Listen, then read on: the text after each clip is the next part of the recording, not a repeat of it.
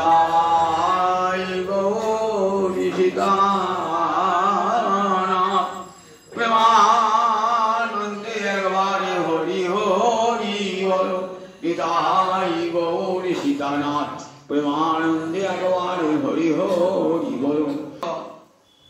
ভক্তবৃন্দের চরণে আমার কোটি কোটি দণ্ডবত প্রণিপাত। শ্রীমদ্ ভাগবতের একাদশ স্কন্ধের অবধূত সংবাদ শুনছেন আপনারা। শ্রীমদ্ ভাগবতের একাদশ স্কন্ধে আমরা দেখি নবযোগীন্দ্র সংবাদে প্রথম যে যোগীন্দ্র, সেই কবি যোগীন্দ্র, সেই যোগীন্দ্র নীল মহারাজকে গুরুকরণের উপযোগিতার কথা শোনালেন। বললেন, মহারাজ, গুরু কৃপা না হলে কখনো ভগবত কৃপা লাভ হয় না। এ কথা বেদমাতা উচ্চকণ্ঠে জগৎকে শুনিয়েছেন। আচার্যবান পুরুষ স বেদ। আচার্যবান মানে বললেন যার আচার্য হয়েছে, অর্থাৎ যার গুরুর কাছে দীক্ষা হয়েছে, সেই ভগবানকে জানতে পারে। আচার্যবান পুরুষ বেদ।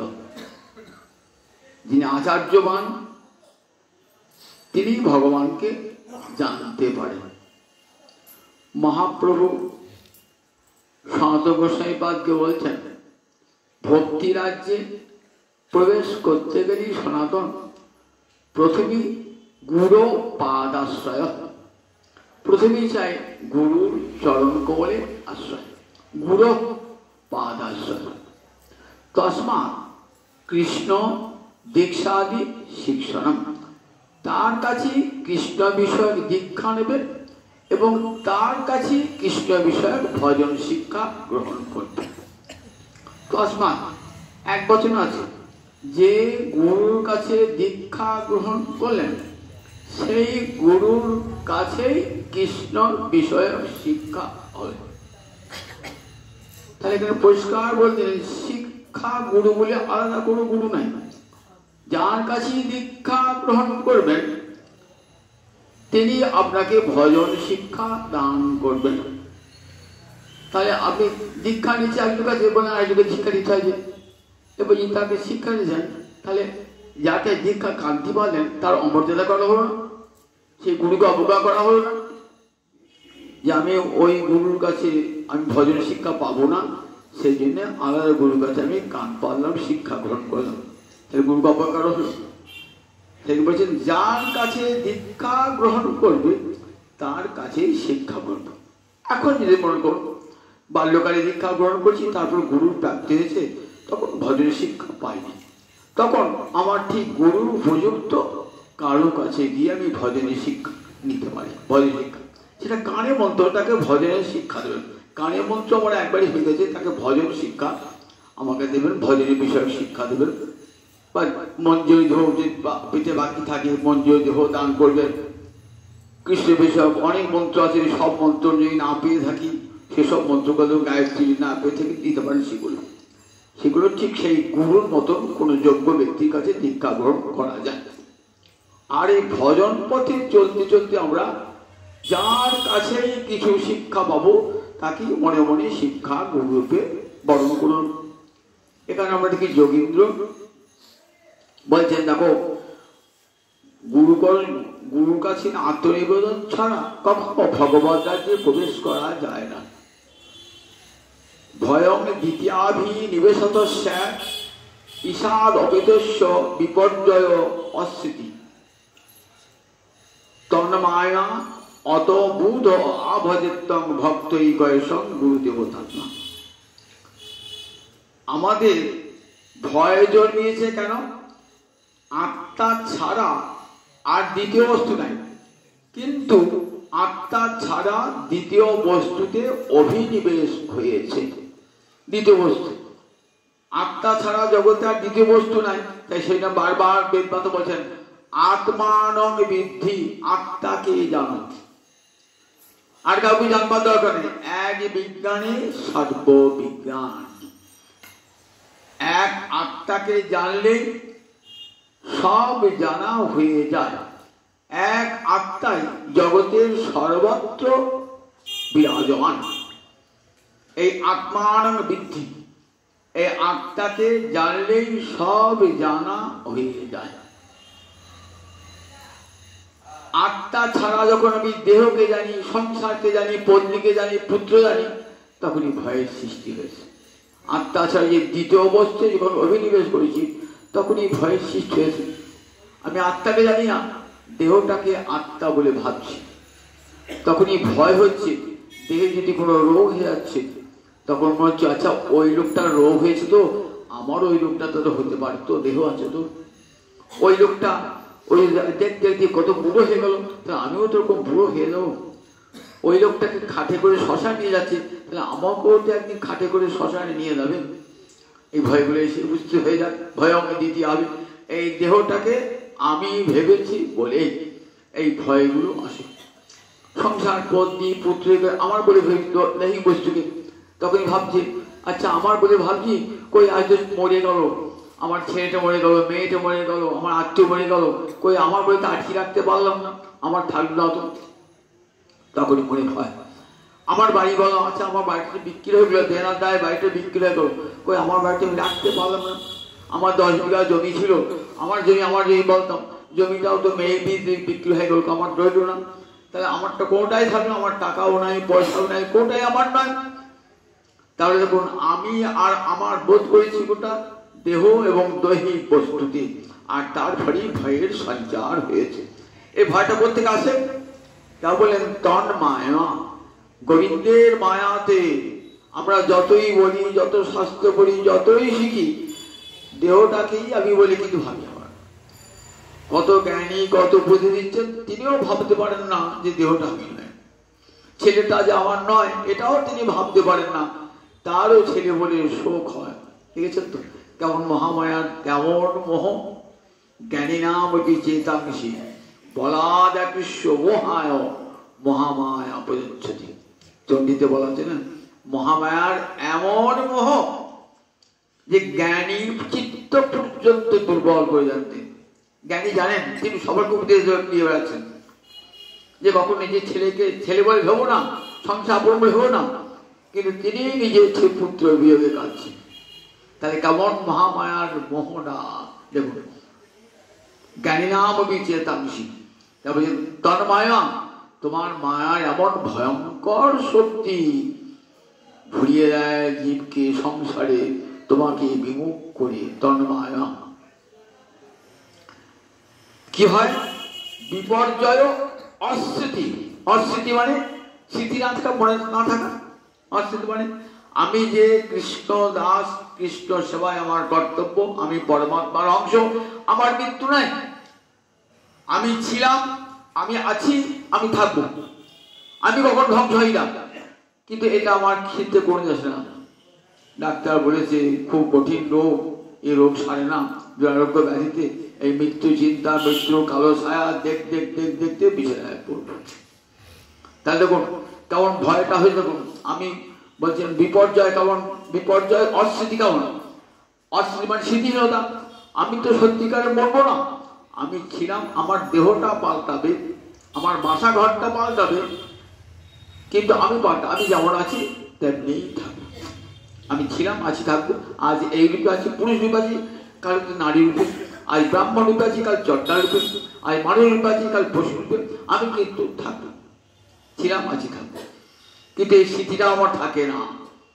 আর বিপর্যয়, বিপর্যয় মানে বিপরীত বুদ্ধি, অর্থাৎ যেটা সত্য তাকে মিথ্যা মনে হচ্ছে, মিথ্যাটাকে সত্য মনে হচ্ছে। যে সংসারটা মিথ্যা, আমার নয়, আমি জানি, জানি এই যাকে স্ত্রী বলে আজ বরণ করেছে সে আমার নয়, সে আমার আগেও ছিল না, পরেও থাকবে না। যাকে পতি বলে বরমাল্য অর্পণ করেছি যার কণ্ঠে, সে আমার আগেও স্বামী ছিল না, পরেও স্বামী থাকবে না। একটা মাইক সম্পর্ক কর্মফল ভোগের জন্য সে আমার স্বামী হয়েছে, আমি তার স্ত্রী হয়েছি। যে পুত্রকে আপনার বলে ভাবছি, সে পুত্রটা আমার আগের জন্মে ছিল না, আবার পরের জন্মেও থাকবে না, অথচ তাকে আপন বলে ভাবছি। এই নাম বিপর্যয়।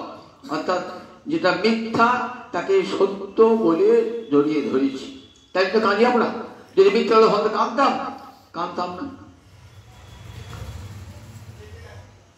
আর যারা সত্য তাকে মিথ্যা হলে ভাবছি। যে গোবিন্দ সত্য, যিনি ছিলেন, আছেন, থাকবেন সর্বকালে, যিনি আছেন, যিনি থাকবেন, যিনি বাস্তব, তাকে কিন্তু সম্পূর্ণ ভুলে আছে, তাকে মিথ্যা বলে ভাবি।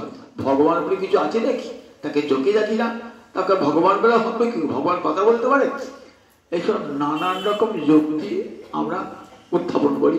সত্যকে পরম চোখে দেখেও পরম সত্যকে আমরা মিথ্যা বলে ভাবি, আর মিথ্যাকে সত্য বলে ভাবি। এর নাম হলো বিপর্যয়। এই বিপর্যয় মিথ্যা করতে কাছে বললেন তন্মায়া, তোমার মায়া থেকে। তাই অত বুধ আভাজিতং ভক্তই কয়ে সঙ্গে গুরুদেবতাত্মা। তাই বুধ বিদ্যান জনেরা, বুধ মানে কোন বিদ্যান? স্কুল কলেজে লেখাপড়া শিখে বিদ্যান তো কি হয়? গুরু পাদ পদ্ম প্রসাদাৎ লব্ধ বিবেক। গুরুর অনুগ্রহে যার অন্তরে বিবেক বোধ জাগ্রত হয়েছে, অর্থাৎ আমি নিত্যকালের কৃষ্ণদাস, আমার মৃত্যু নাই, আমি ছিলাম, আমি আছি, আমি থাকব, এই বিবেকবোধ আমার সঙ্গে একমাত্র ভগবানেরই সম্পর্ক।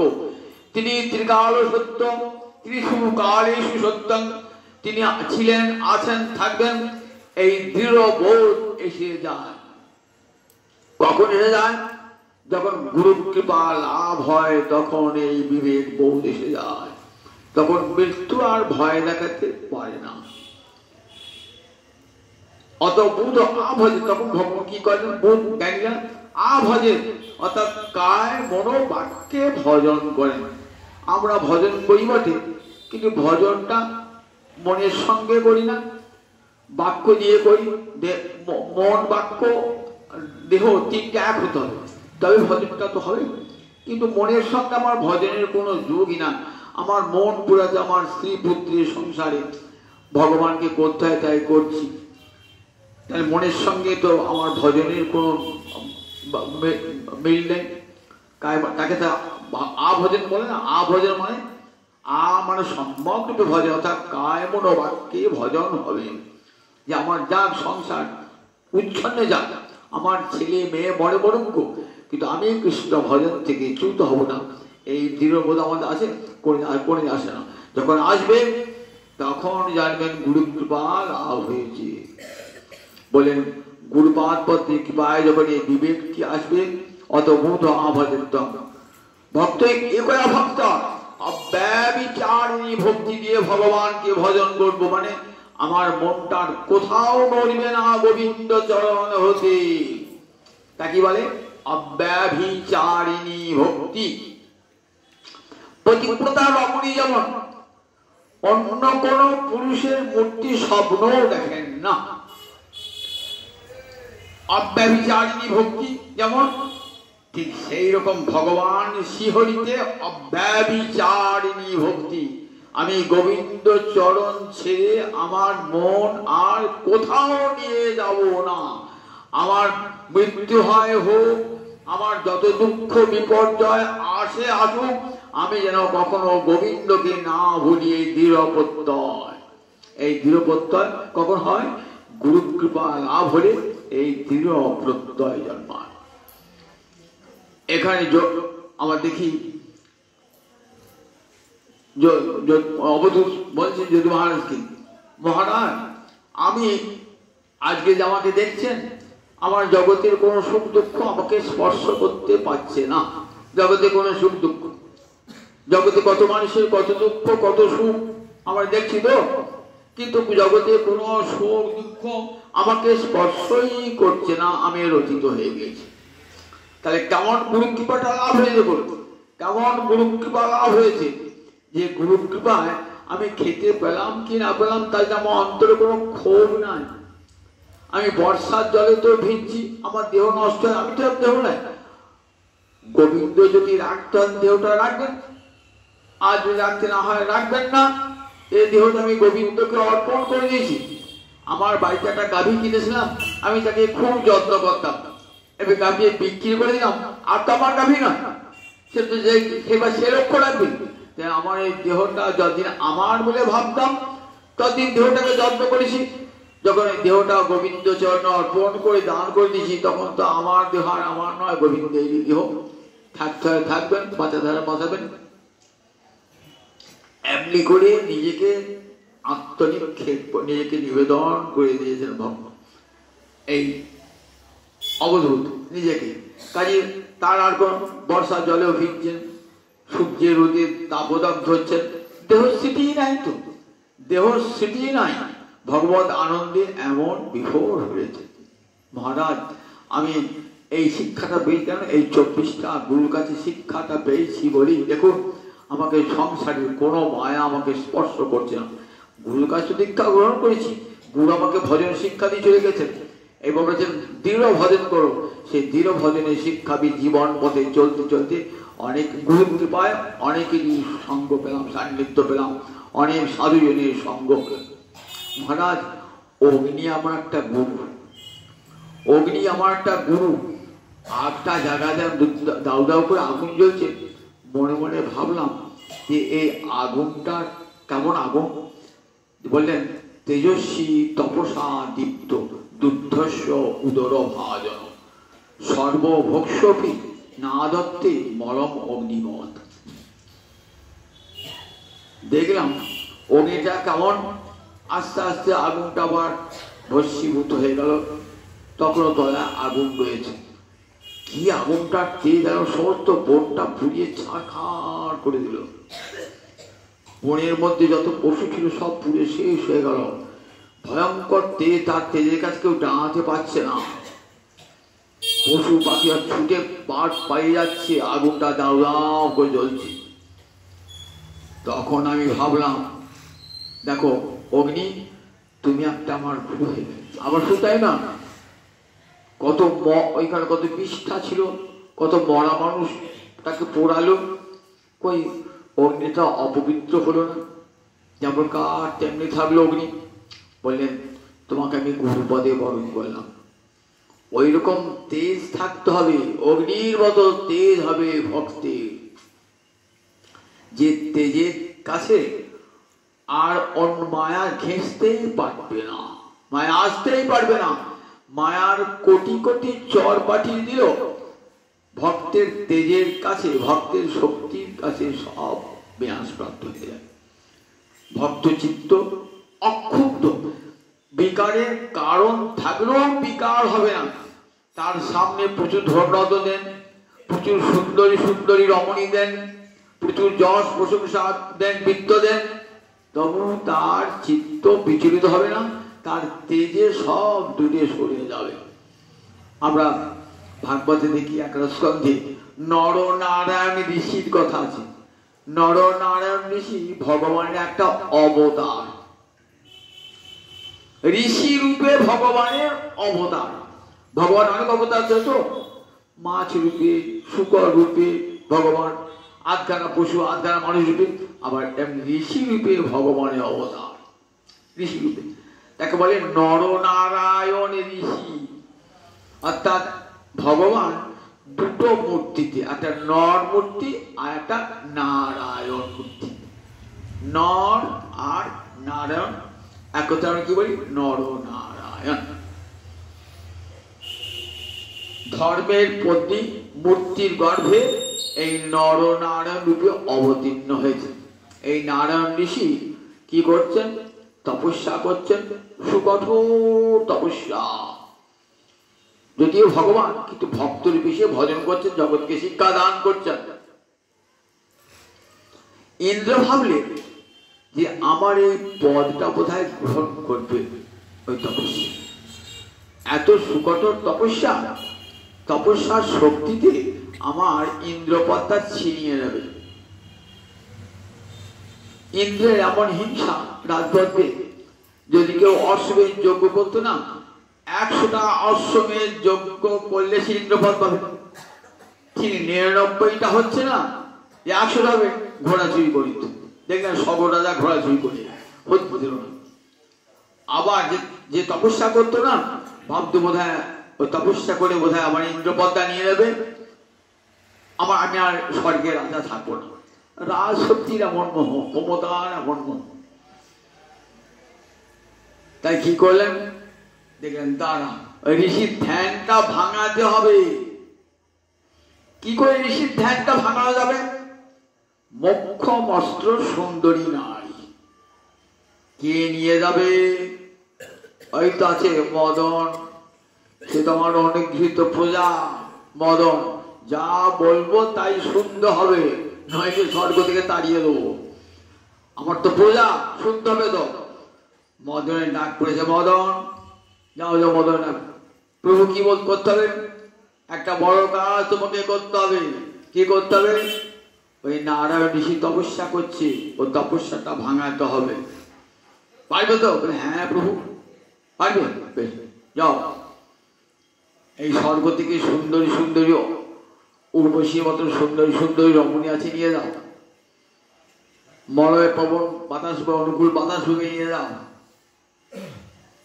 পঞ্চবাণ নিয়ে যাও, তোমার ফুলো ধর্ম নিয়ে যাও।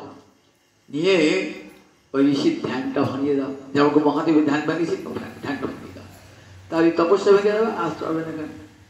বলে যে আজ্ঞা প্রভু। মদন তো চলে গেল। যদি একটা ধ্যান যদি ভাঙাতে পারে পুরস্কার পাবে, আরো প্রমোশন হবে তো মদনের। ভাবছে দেখ, দেবরাজ ইন্দ্রকে তুষ্ট করতে পারি, আমার কিছু হবে। চলে গেল স্বর্গে যত সব সুন্দরী রমণী, এই চলো আমার সঙ্গে। সবাই চলে গেল। মলয় বাতাস করে ঠিক মতো দক্ষিণ দিক থেকে মলয় বাতাস, এমন সুখস্পর্শ বাতাস যেন প্রেমের হাওয়া বইয়ে দেয়, এমন করে হাওয়া বইবে। বলে বেশ ঠিক আছে।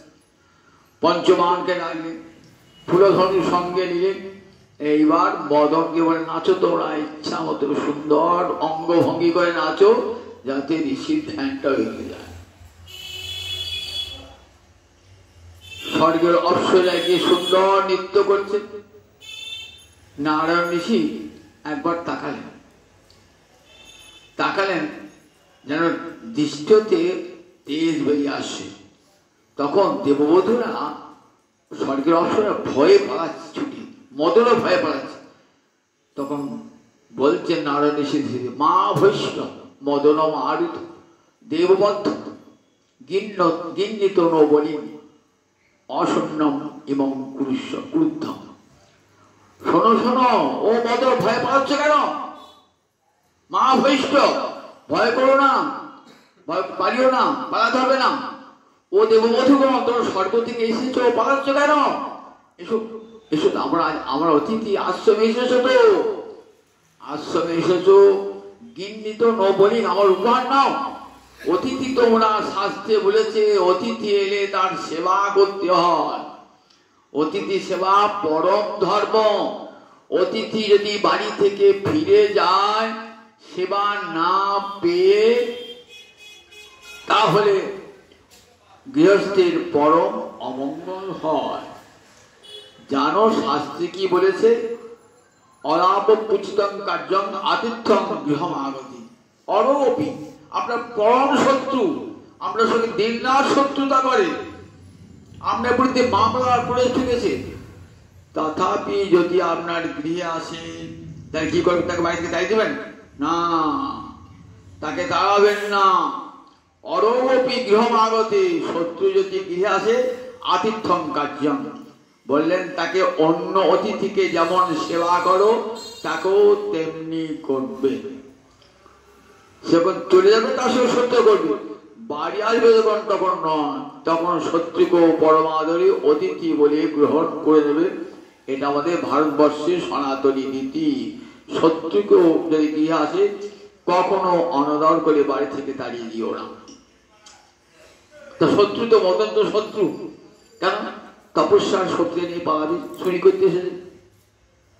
আমরা বাড়িতে ডাকাতি করেছে, সব সোনা দানা সব চুরি করেছে।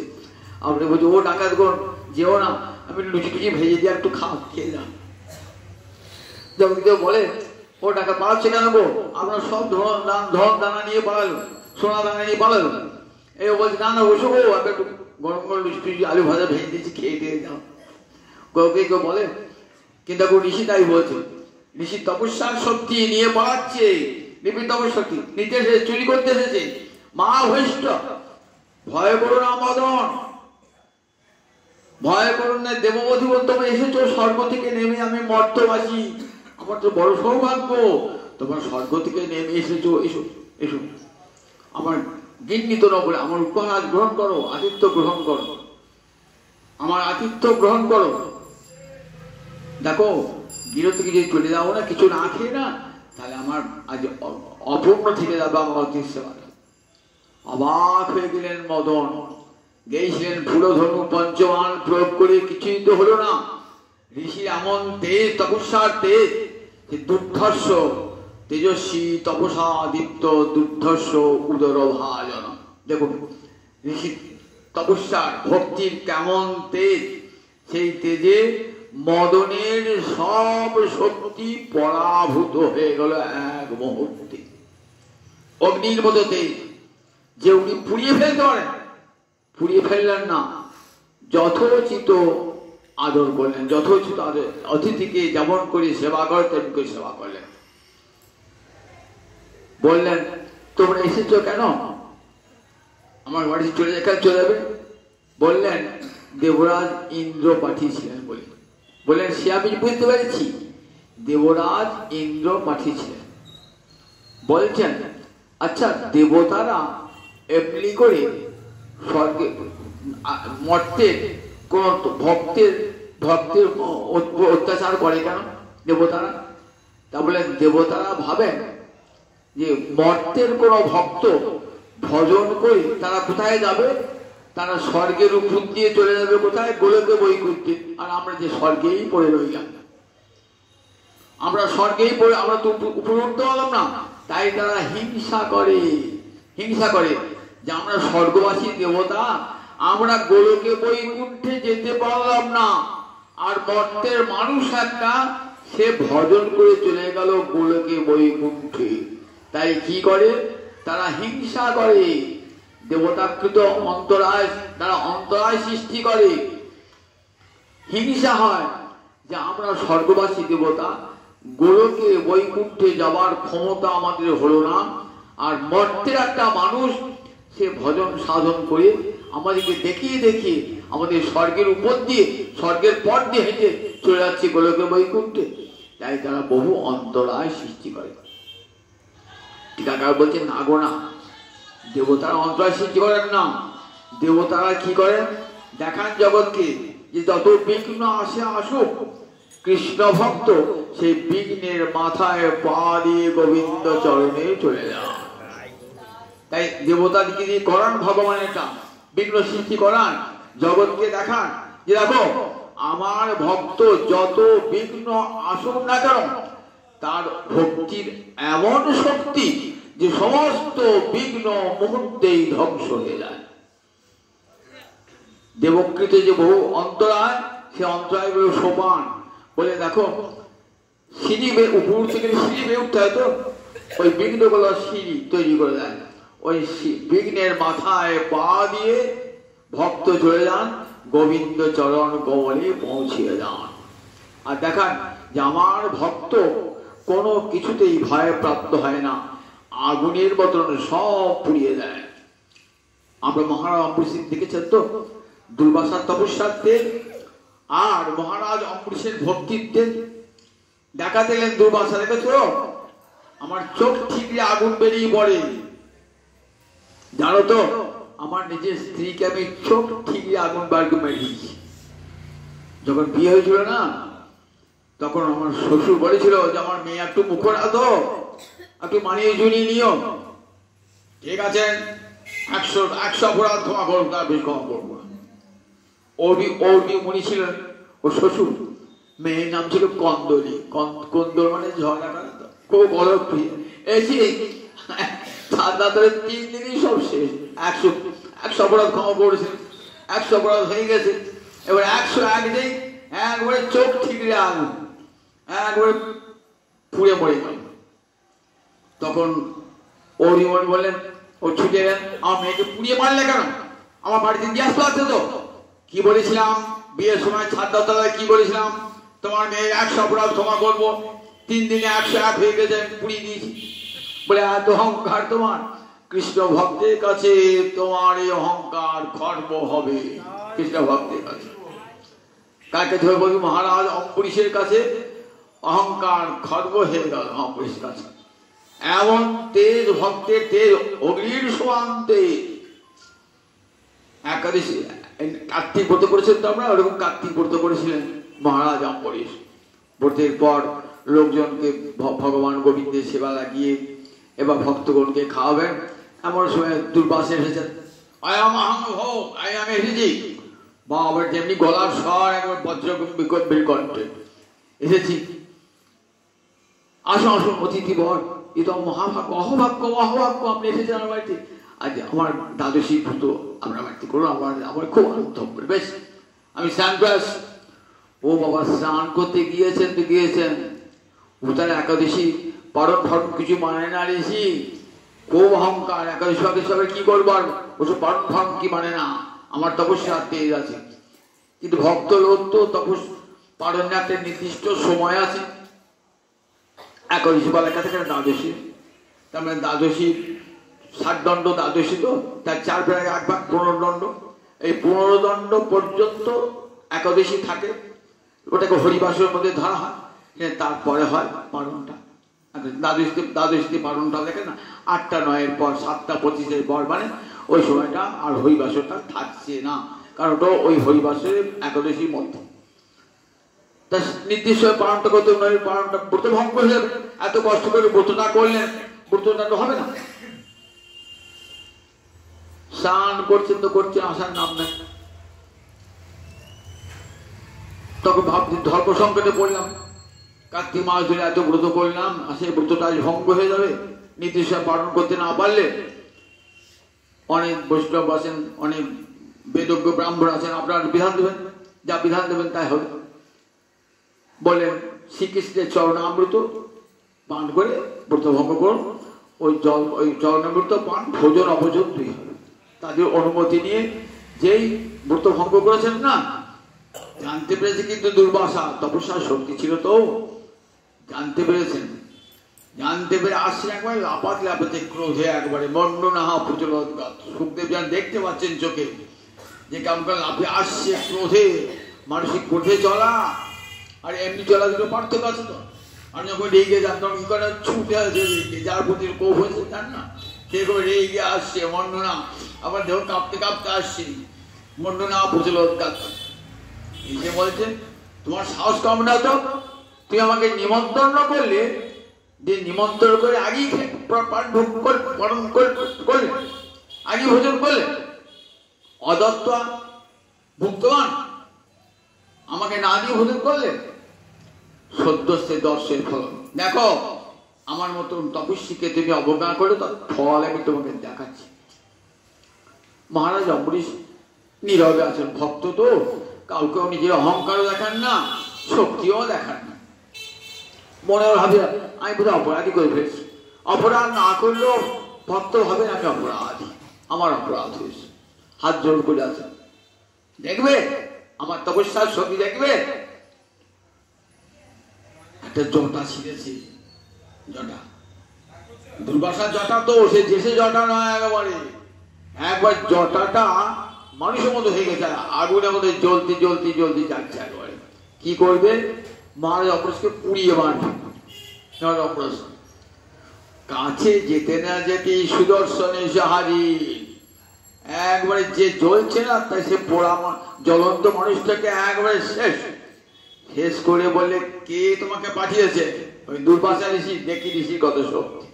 এবার সুদর্শন ছুটছে, সুদর্শনে এত তেজ, মুনি ভয়ে ছুটছে। বাপরে বাপ, আমার কালানল তুল্লা কৃত্যা সে তো ধ্বংস হয়ে গেল।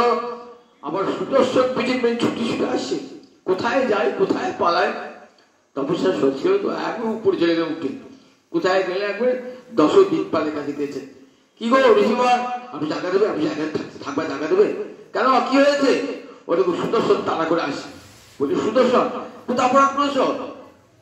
কৃষ্ণ ভক্তের কাছে অপরাধ হয়ে গেছে। ও বাবা, কৃষ্ণ ভক্তের কাছে অপরাধ করেছো, স্নান হবে না, পালা পালা পালা। এখন আমি এই যে লোকপাল, আমরা দশদিকপাল আছি না, গোবিন্দের করুণা এখানে বসে আছি, কৃষ্ণ ভক্তের কাছে হবে এখানে পালা পালা পালা পালা। সুদর্শন তারা ছুটে আসে, কোথায় যায়? ছুটতে গেলেন দশদিক ব্রহ্মার কাছে গেলেন। ও শীতকাল ব্রহ্মাকে রক্ষা, পিতামহ রক্ষা করো। কি হয়েছে?